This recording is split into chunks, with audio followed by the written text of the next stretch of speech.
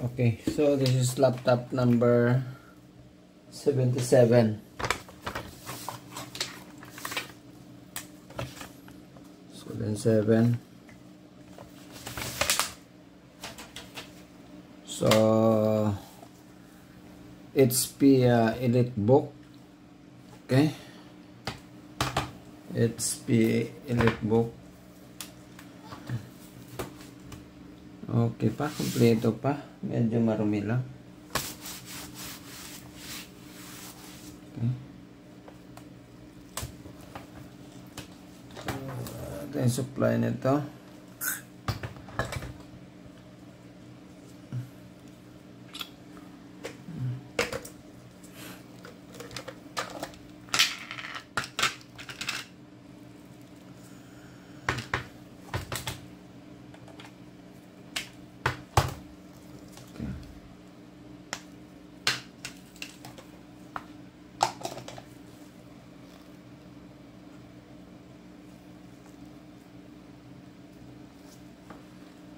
Okay, so plug in natin.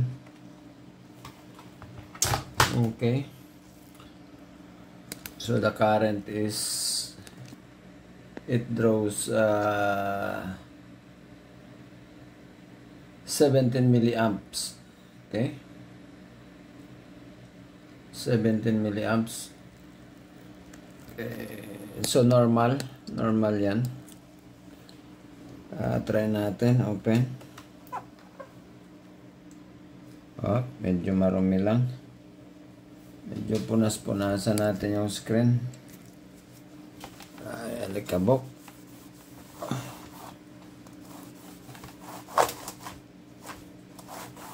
Medyo daming ano. Kita nyo, dami. Core i5, so not bad. So saka natin linisan, power on muna natin kung gumagana. Okay, nag-ilaw yung mga lights nya. Meron. Okay, good. Yan. Ang maganda ngayon sa sa itong batch na nabili natin is halos kumpleto, no? Sa natingnan ko, halos kumpleto. Mayroong mga screen at saka battery at buo, no? Unlike nung last batch, yung unang batch na nabili natin na maraming walang screen, walang keyboard, no? Walang keypad, walang battery. Ngayon halos medyo kumpleto siya. Out of 48 units, parang dalawa ang walang screen lang at saka yung iba walang battery, pero mas marami yung kumpleto, no? Majority doon sa yung kumpleto. So not bad. Okay, ito buo. So, posible wala na itong hard drive sa loob. So, normally, no, it draws like 1.68 milliamps. Amperes. So, 1.68 amperes. 32 point something watts. So, that's normal. Okay? 19.09 volts supply. So, check natin kung kasi yan, lang siya ng non-system test or test error, replace any key when ready. So, posible walang hard drive. Unplug natin. Kung gumagana battery nito. Wala na rin, baka lubat lang battery. Pero kompleto siya, guys. Yan. Grabe dumi.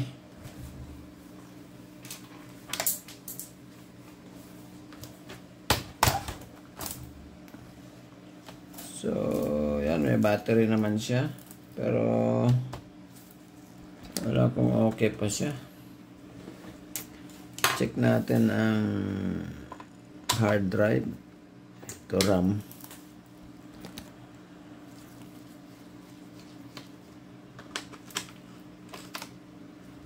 Wi-Fi card, wireless card niya. Dito yung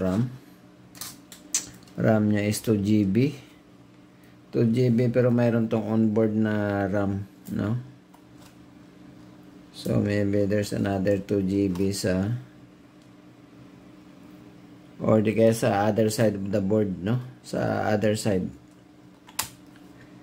Kasi mayroong mga ganong design na doon sa other side, mayroon pang RAM doon. But posible wala na itong hard drive.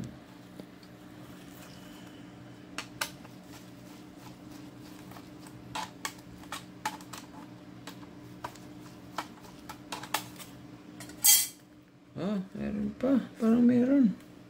Wala. Bakante na.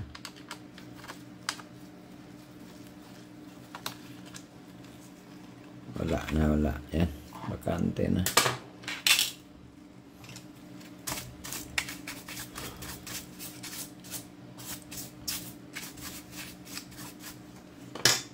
So, lagyan natin siya. This is, this is number 77. Okay.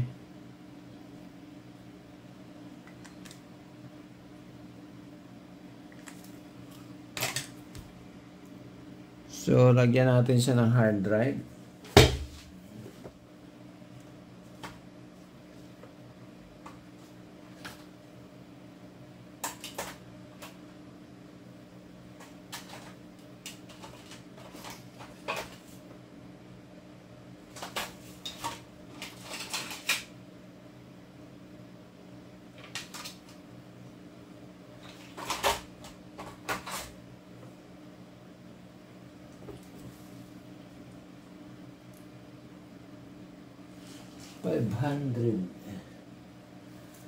This one 500 GB.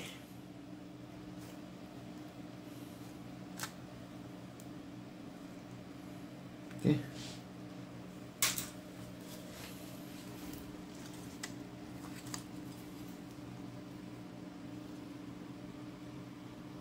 Ito, hanapin na iba. Yung ano.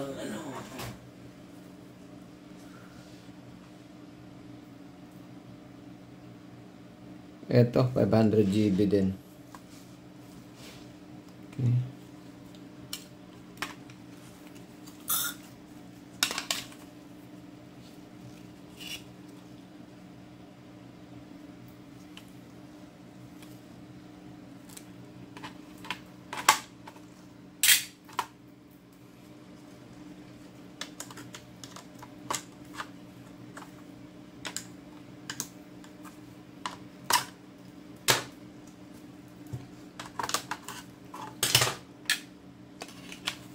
Kasi may screw dito pa eh.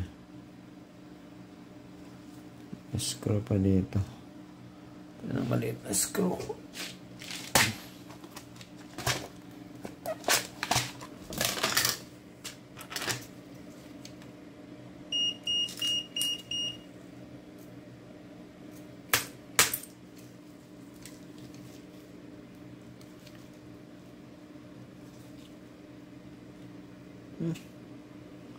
Laki ng ano.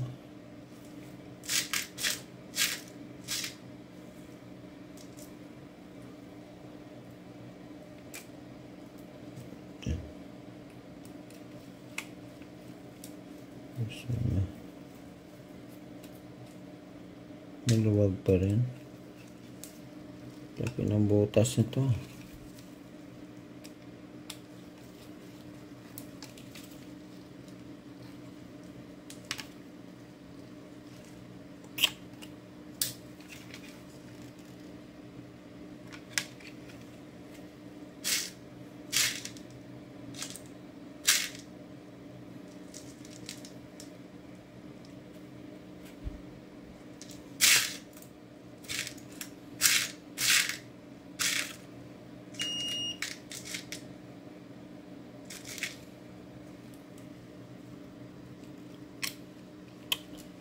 Ito makita ang bolt nito, laki.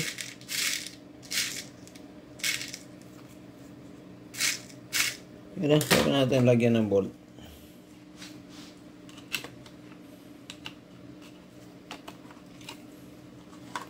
Kabitan muna siya natin dyan.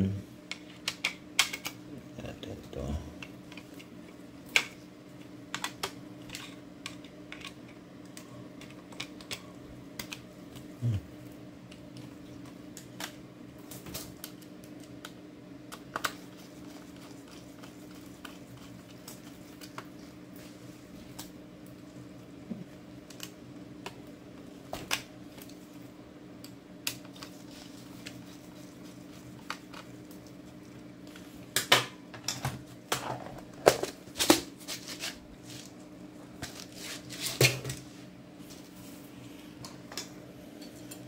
Okay.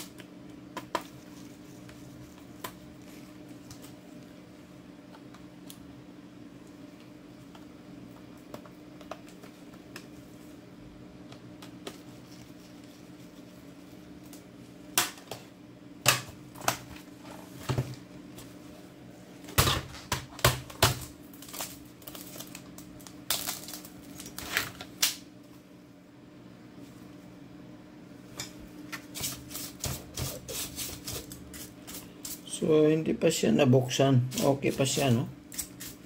Good pa siya.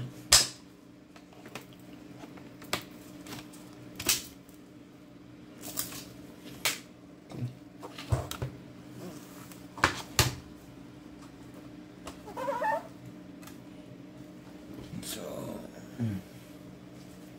grabe talaga. Alikabok sa screen, no? Tagal tong hindi na ano, nakatago lang. So punasan natin ng alcohol.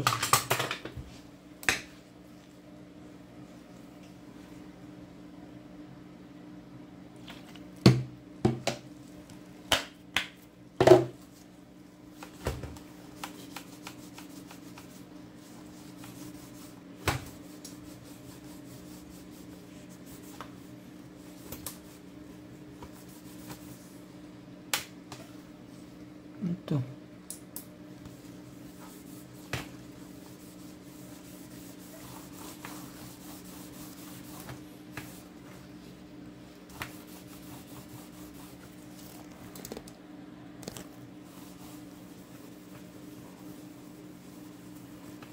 Ito yung screen.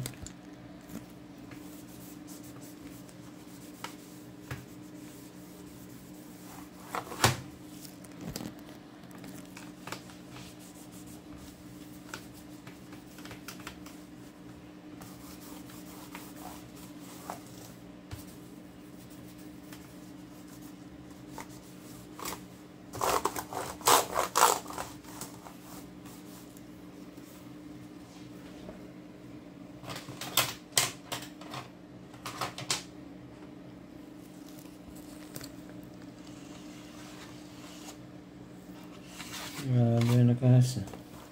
Sok-sok na yung mga nakabok dito sa screen.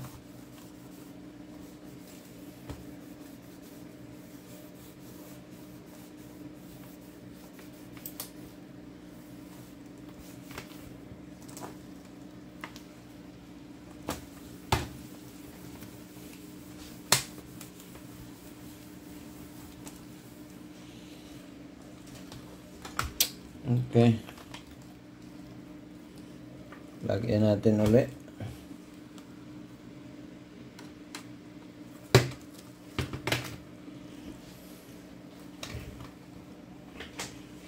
So yung pag pinlug-in mo yung power supply, no? Yung normal niya na hindi pa siya naka-power is Yan, 17 milliamps. Ibig sabihin, pag tumaas yan, no, ang current, hindi na yan normal. Ibig sabihin, tapos nag-drop yung voltage na, say, 19.09. Nag-drop yan into like, maybe, depende sa short, no? Kung grabe ang short sa loob, ibig sabihin pwedeng mag-drop yan into even 1 volt. Pero kung hindi naman yung mga medyo partial shorted lang, say mag-drop yan to like 17, 16, no? Pero pag normal, hindi talaga magda-drop ang voltage mo. Then yung current mo is tama lang, yung standby current niya is 17 milliamps, no? So pag i-turn on natin yan, i-power on natin, tataas yung current natin. Yan, nag-power on siya. So 1.7 amperes. So that's the normal. Okay.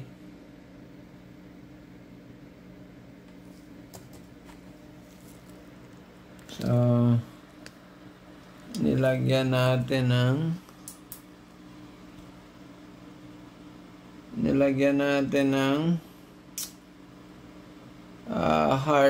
hard drive. Hindi siya nag-display. So baka problematic yung nilagay natin na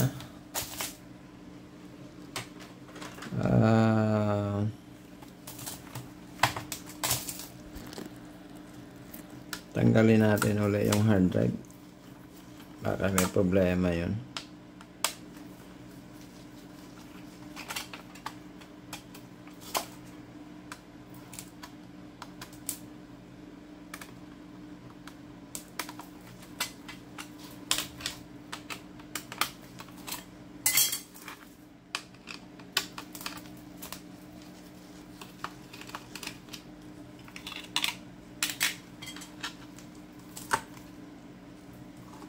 Tingnan natin.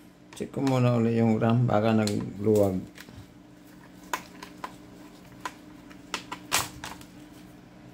Okay naman.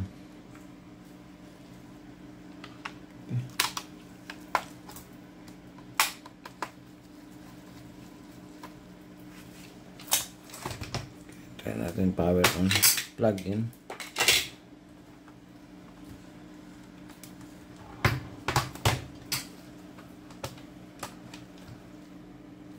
Power on.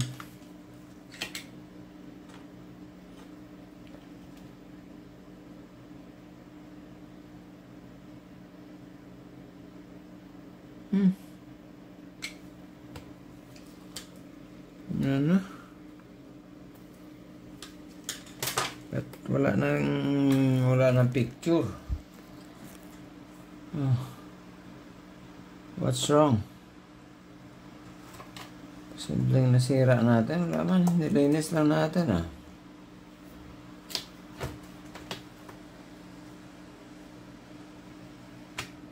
Yeah, try natin tanggalan yung battery.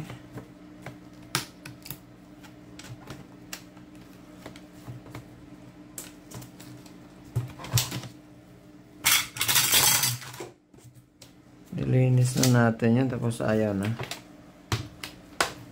Plug in natin.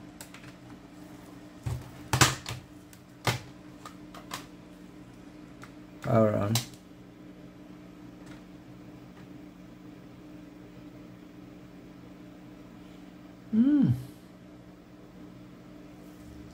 Ayaw na mag-display. What's wrong?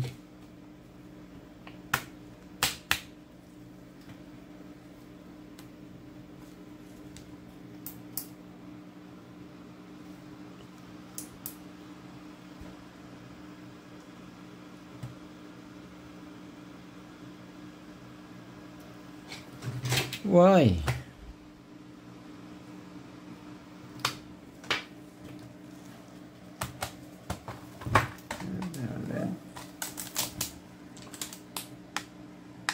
Check natin yung RAM ulit.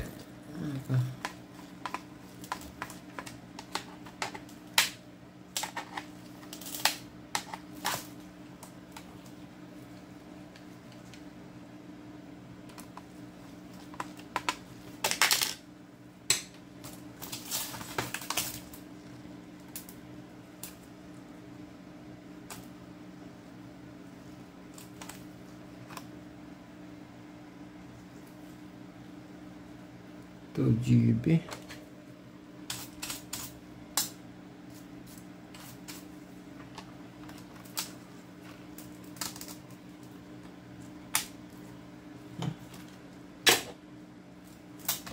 Power ulit.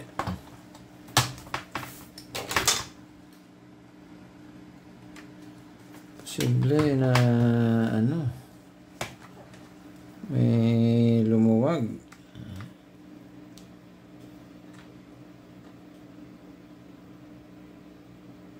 Ayan na. Luwag siguro yung ano, yung memory kanina. Balik natin ulit yung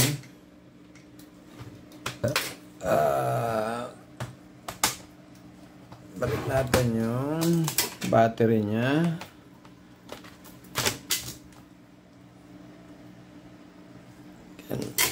Balik natin yung hard drive.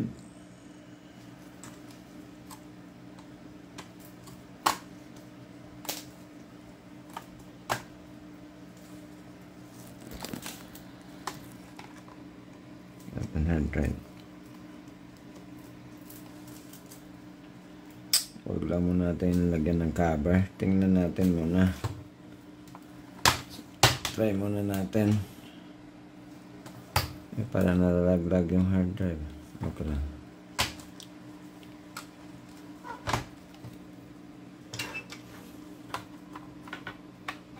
Plug in.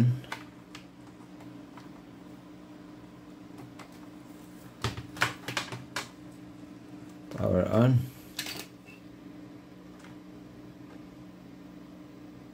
Ayan na. Okay na siya. So, tingnan natin. Nalagyan natin ng hard drive.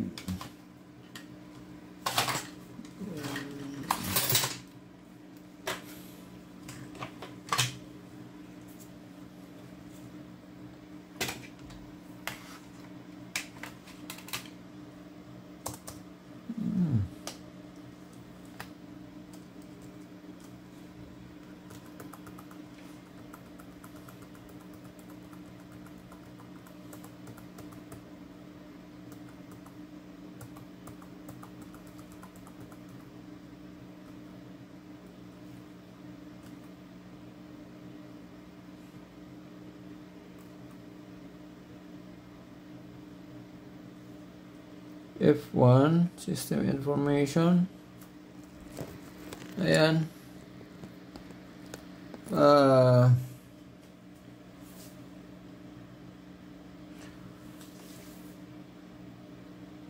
Ano niya? Hard drive niya.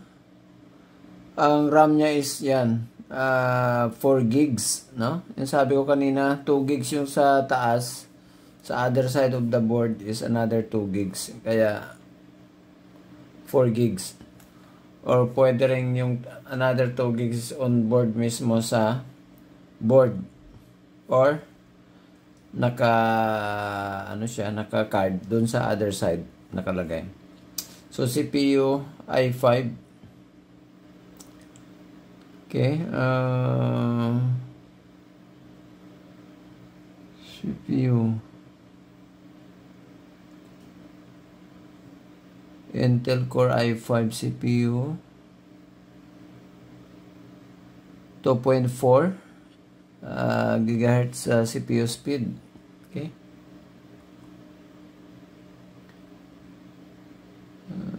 Okay, boot system F9.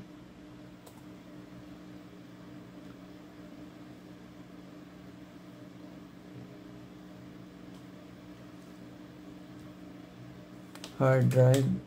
See?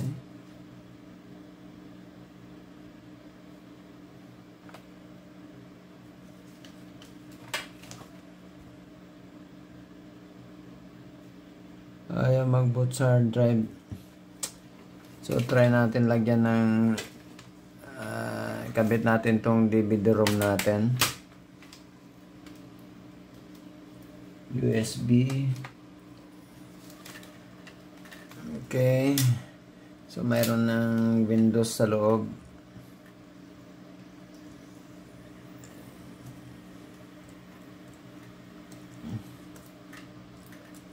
Ayaw mag-Control Alt Delete.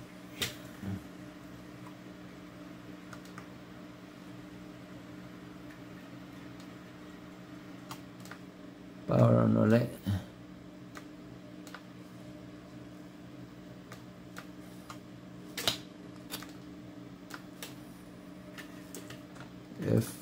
F9.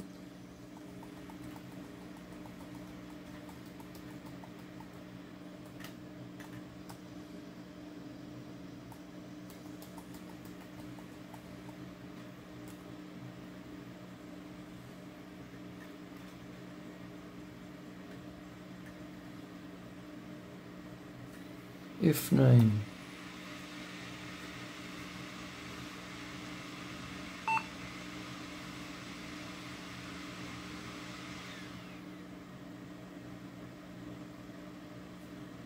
Okay, boot natin sa USB CD-ROM. Enter. Natin kung basahan niya yung installer natin.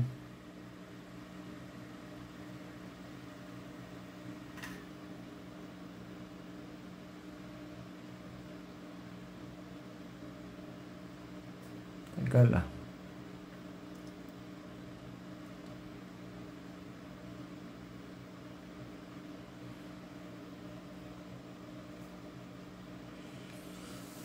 Ang tagal.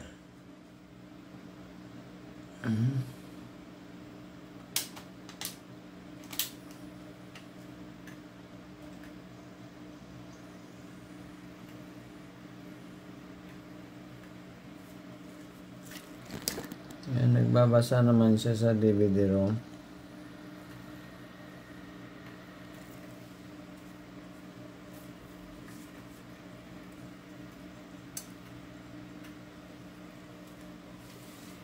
Tagal mag-react ah.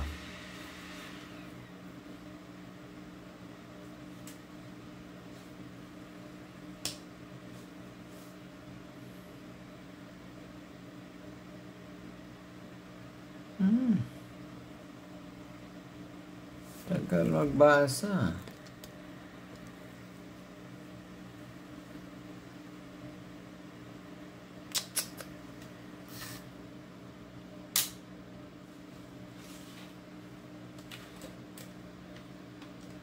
Seven.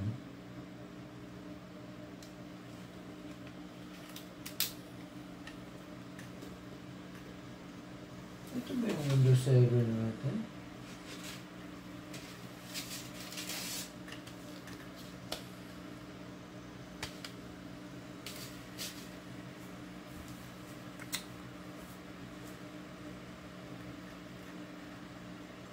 Hindi na mabasa eh.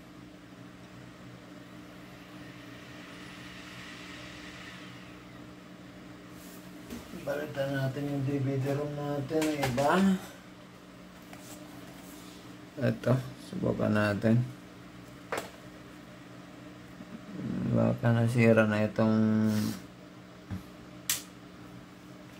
baka nagasgas na itong ano natin, installer natin.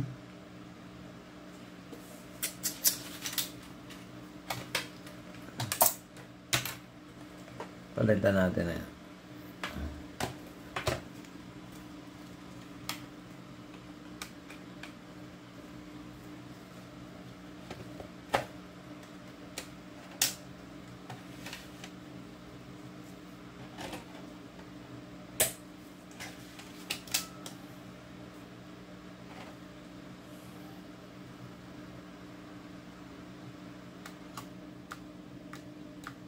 Uli.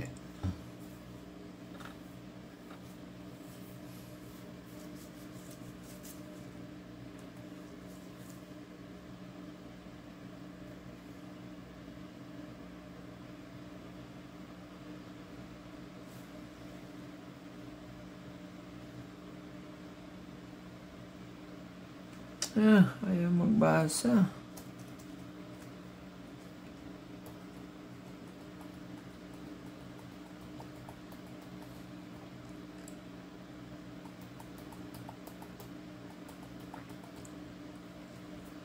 DVD-ROM. Okay. Basahin niya.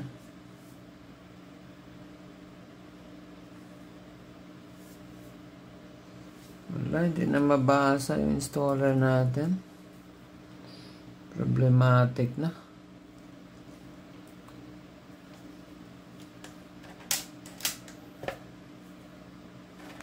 Boot device.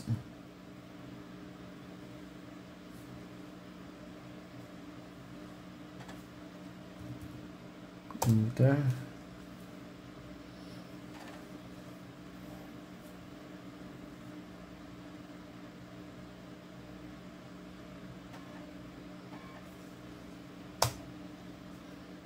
Hindi na mabasa yung installer natin. Ayan na, parang nagbasa siya. Okay, good. Nagbasa na. Yan. So, tingnan natin what will happen next.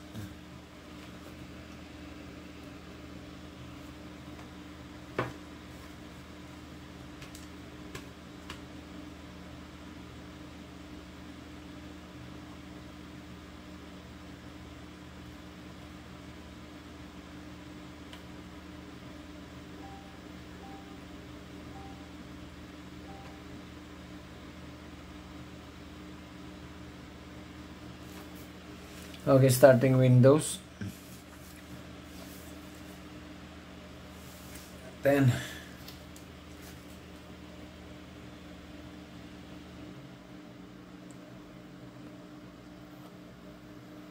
So, yung style natin ngayon sa kada unit, no?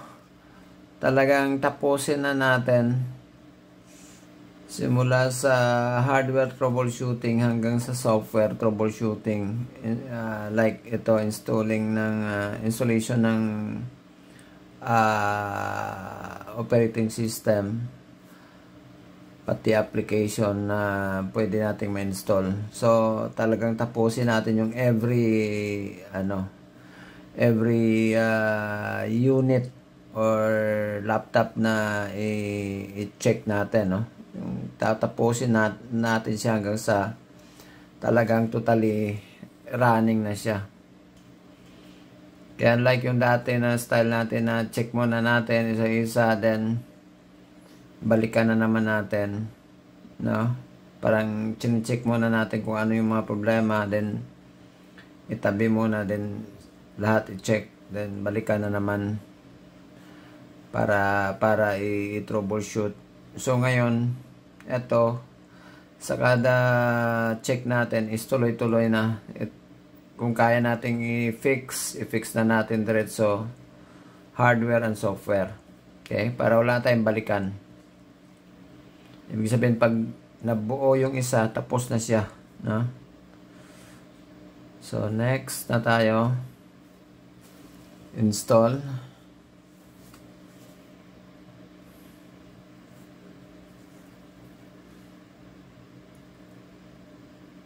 Kasi doon sa yung yung previous batch, marami pa doon yung hindi na-installan ng operating system. So yung natabi natin na running na yung hardware, pero wala pang mga operating system yon. So babalikan pa actually yon. So ngayon itong batch na to, talagang once na natapos na natin siya i-fix. So lahat fixed na, hardware and software. Kumbaga ready to use na siya. So 64-bit or 86, no? So dito tayo sa 64-bit, kaya niya yan. So siguro gamitan natin siya ng professional. Okay, next. Accept. Next. Etong upgrade at saka custom or advance, no? Alam niyo naman siguro, or sa mga beginners, yung upgrade. Kung mayroong previous ito na installed program, pati na yung mga applications mo, yung files mo intact pa rin, no? Pag i-upgrade mo lang yung OS. Pero whereas dito sa advanced talagang totally mag-i-start siya sa scratch talaga, no? Yung babaguhin talaga yung buong hard drive. So, pag pinili mo itong custom or advanced, ibig sabihin, be sure na wala ka ng files na isi-save or kailangan dun sa hard drive mo, or else mabubura na lahat yon. Kung meron kang mga save na mga important files doon, so ano mo muna, i-save mo muna or i-transfer mo muna sa iba bago mo ito bago ka mag-ano dito sa ganitong option, no, sa custom, mag-proceed, or else mabura lahat yun, ma-reformat yun, yung hard drive mo mabago, so burado lahat. Okay, so dito tayo, wala naman tayong problema, wala naman tayong importante na files doon sa hard drive na nilagay natin. So dito tayo sa custom or advanced. So ayan, dito partition, no, i-delete muna natin itong mga existing partition nya. Okay, then delete muna natin yan, delete, ito rin delete, lahat i-delete natin, ito rin delete. Okay, so isa na lang yan. So that's 500 gigs, so 465 GB. So pwede natin to ihatiin sa dalawang partition, new, let's say 50-50 natin, or let's say gawin natin itong first partition wherein dito natin i-install yung OS natin is pwede natin itong taas-taasan ng konti, like maybe 60-40, no? 60% itong primary, then 40% yung extended partition. So let's say ilagay natin mga 250 GB or 250,000 MB. Apply. Okay.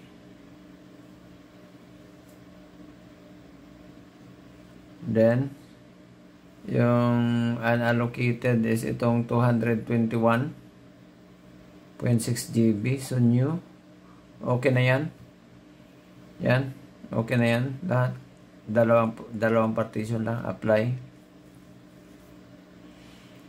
Okay. That's it. Then dito tayo sa primary, this 0 partition 2, no, format. Okay,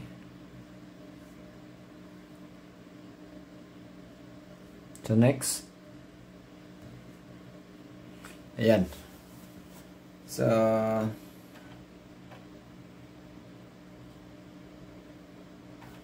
mag-install na yan.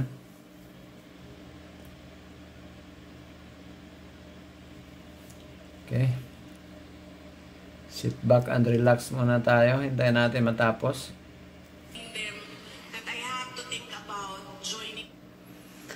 Okay, so nag-restart na siya. So malapit na matapos yung installation natin. So nag-restart na siya.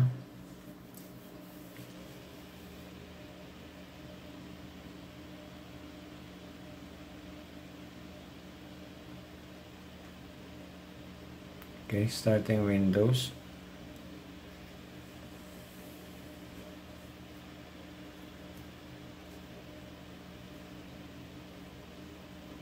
So, kayang-kaya ang Windows 7, no?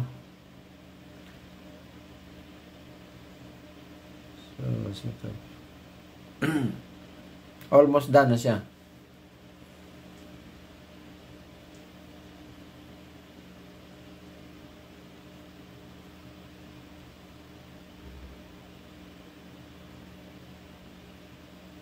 a party because right now I am enjoying that I am free and I don't have to answer to a political party. Okay, completing installation. I don't have to know the life of a political party.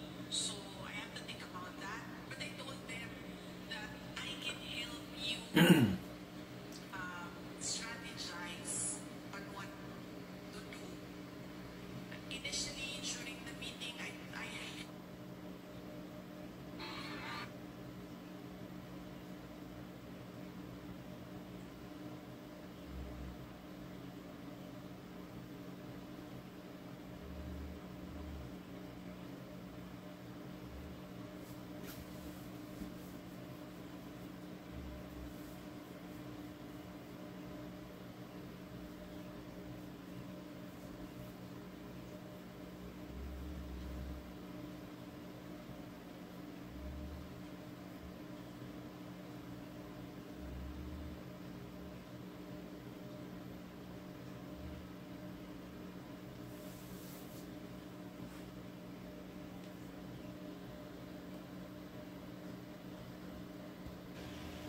Okay, starting Windows na naman ulit. Malapit na. 2 minutes na lang.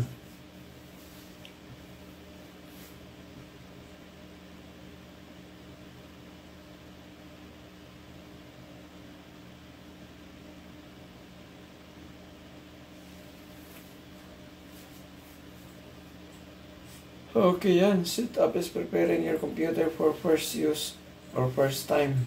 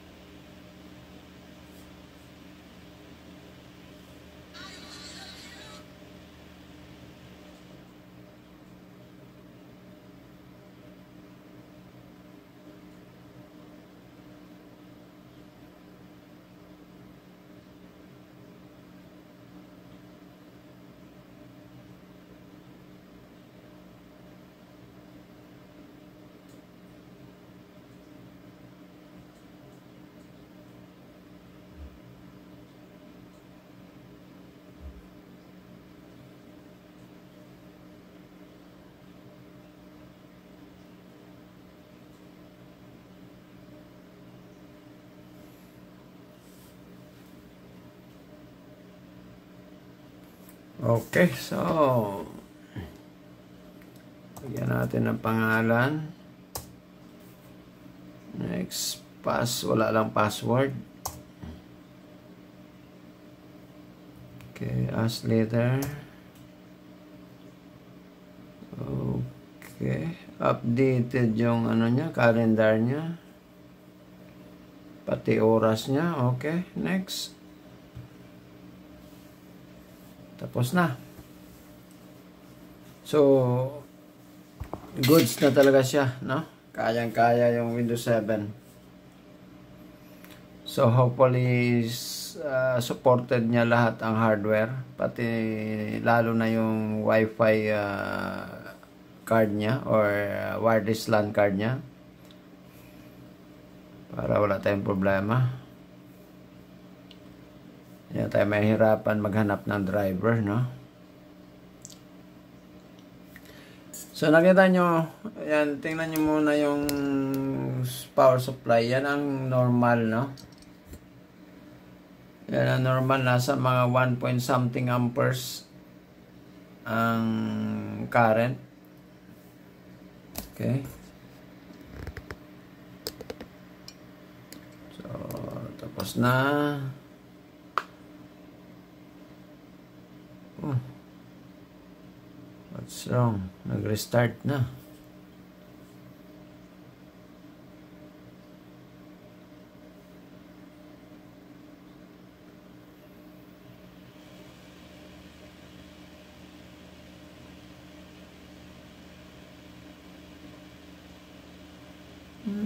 Starting Windows again.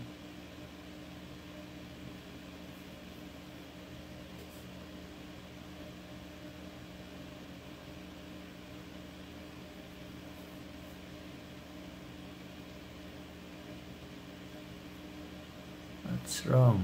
Yan.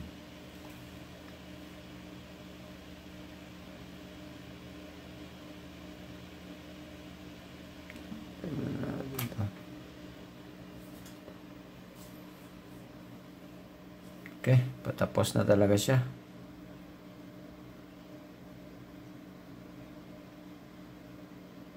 Preparing your desktop.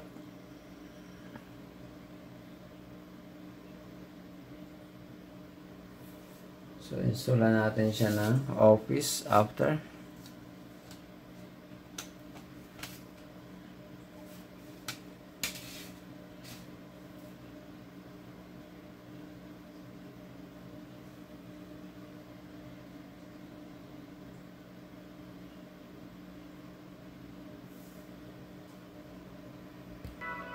Yan. So, tapos na talaga siya, no? Yan. Very fresh. Press Windows. So, hopefully, oh, that's sad. Hindi niya supported yung LAN card, no? That's bad. So, kailangan natin maghanap ng driver nitong LAN card. Okay. Then, hindi rin siya nag-charge. Battery number 2 not present. Battery 0% available plug-in not charging. So, problematic din yung battery niya. Anyway, sige lang. Saka na lang natin problemahin yung sa wifi niya. So, at least tapos na yung Windows. Then, installan natin siya ng Office, Microsoft Office 2013. Okay.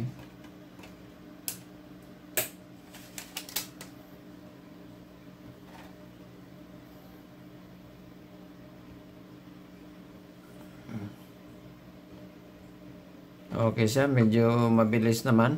Yan.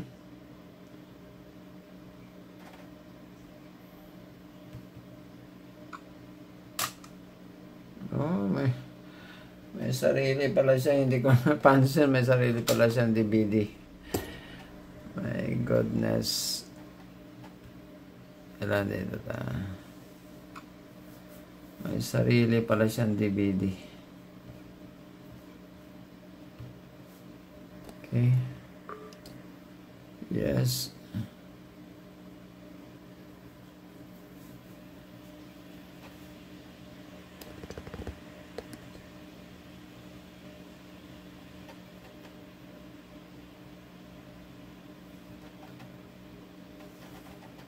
Office.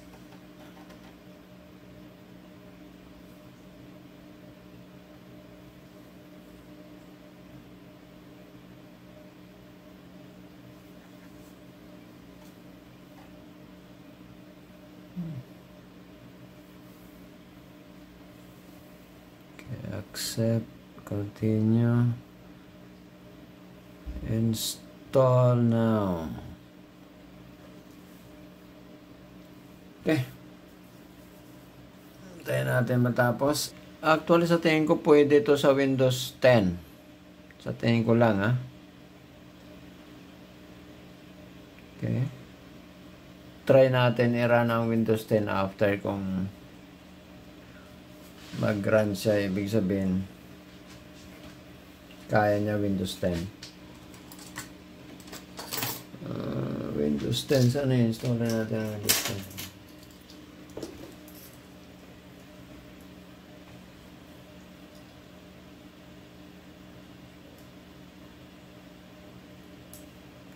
10? I-cancel muna natin tong installation natin ng Office, Microsoft Office. Cancel muna natin to. Subukan natin i-run yung Windows 10. Cancel muna natin yan. Yes.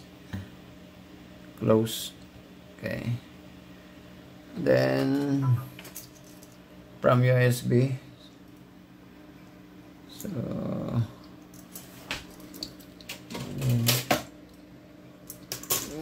parang dito.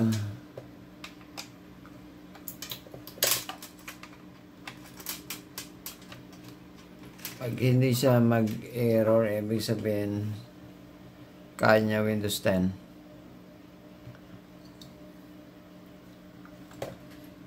Yan, ito Windows 10 to ha. Sit up. Yes.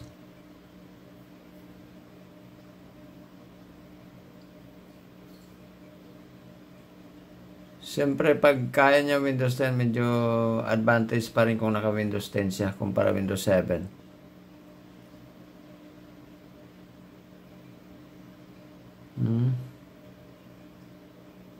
Ayaw.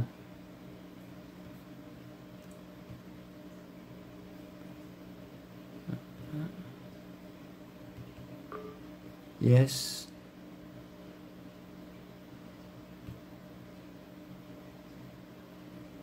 Wala, hindi kaya. Hindi siya mag-proceed.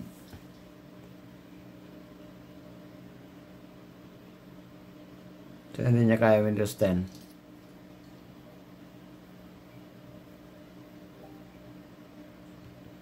Ulit. Yes. Ayaw. Okay.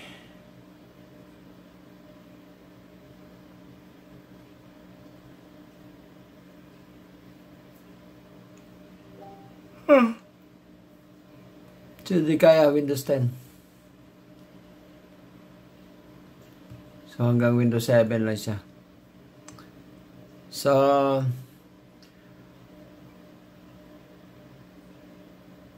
hindi ko na lang i-video yung masyado na mahaba yung video natin. Almost 1 hour na.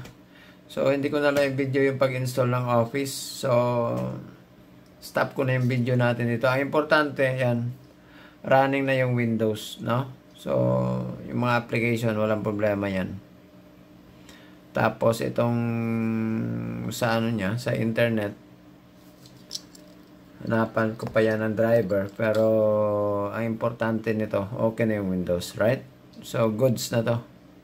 So, this is HP EliteBook 8440p model, no? Core i5.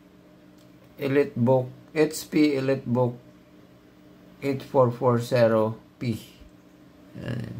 Ito. Okay. So, yun lang. Bye.